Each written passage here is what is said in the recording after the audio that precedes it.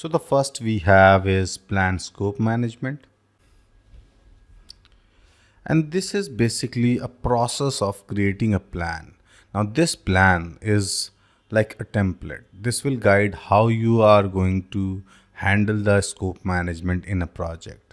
This can, have certain guidelines about if you receive a certain change request after a certain point of time in a project, how you are going to handle the scope.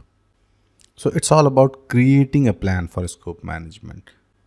And this, as we are talking about a template or in a plan creation, it usually happens once or at the predefined stages. In terms of stage, it is usually the initial stage of the project where while working on the project management plan, project manager will look at the scope management activities and how they are going to do it. And this is very important to do because if there are no guidelines, you will continue to receive these random requests for changes, and you will have to explain why you cannot do something or why you can do something. If you receive some change and approve it, and then the very next day you receive some other request and don't approve it, then you will have someone raising all kind of concerns and the questions. But having a standard process, a standard plan at place, it will be like informing everyone about the guideline how you are going to manage the scope.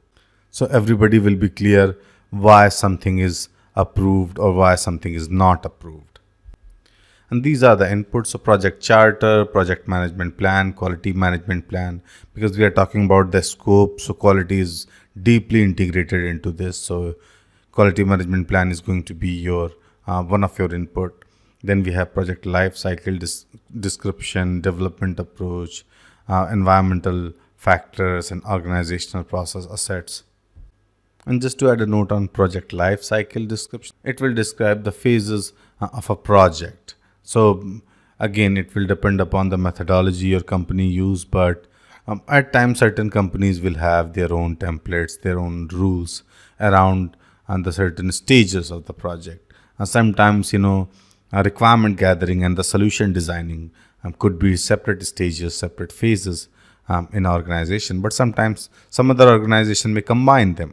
Similarly, testing. So in some organization, there will be coding, unit testing, and then the functional testing done by the development team. And then it is delivered to the QA UAT. Sometimes it is coded, unit tested, and then directly delivered to QA UAT without any functional testing by development team.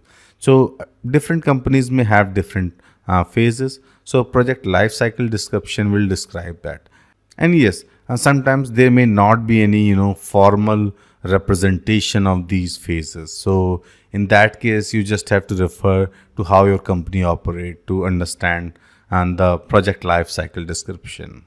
For tools and techniques, we have expert judgments, data analysis, which will include alternative analysis, meetings. For output, we have scope management plan and requirement management plan. So basically, as we are dealing with requirement, scope, these two documents will be updated as part of the output. Same are their applications also. So that's it for this video. Thank you.